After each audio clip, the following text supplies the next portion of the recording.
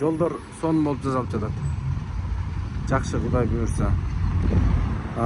Жолдун негизги проектisi боюнча жолдун так ортосунан аркы өйүстү көздөй ары эңкейет уклон.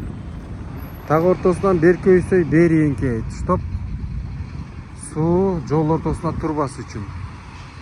Анан бул жерде сиздер көргөн аялдаманын булуңу.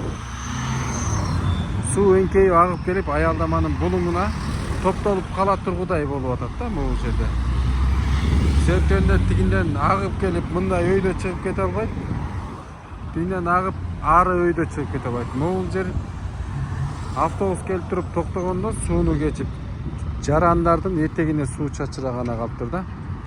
Анан эмнеге мындай жасап койду, ага турган жери жок экен деп келсем, могу жерде турба бар экен.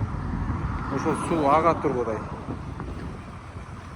Бирок бул турба өйдө салынып калган.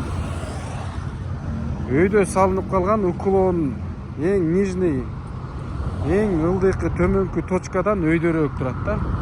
Демек, бул жерде аялдаманын булуңуна качан суу толуп, анан бул турбанын мойнуна жетип, анан аккы чакты бул жерде бир кеминде 5-6-7 сантиметрдей суу толуп, анан ага тургудай болуп калыптыр да. Бул турбаны кайра чукуп туруп, төмөнүрөөк ылдый түшүрүп коюш керек. Башкача айтканда ушул турба, ушул булуңдун эң төмөнкү точкасы болуш керек. Агып келип туруп, сарыгып кирип туруш үчүн.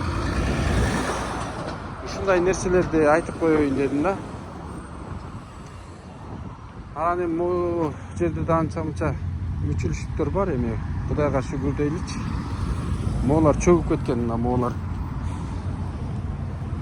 Могу аяк жакта трамбовка жок.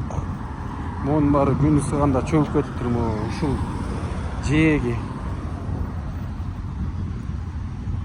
Мына моолар чөгүп кеткен, эми силерге камерадан көрүнбөйт го. Мына уже чөгүп кеткен да. Кудайга шүгүр эми. Ар жак башы уклон түз экен, бияк башы бул жак жагынан эңкейип калган да.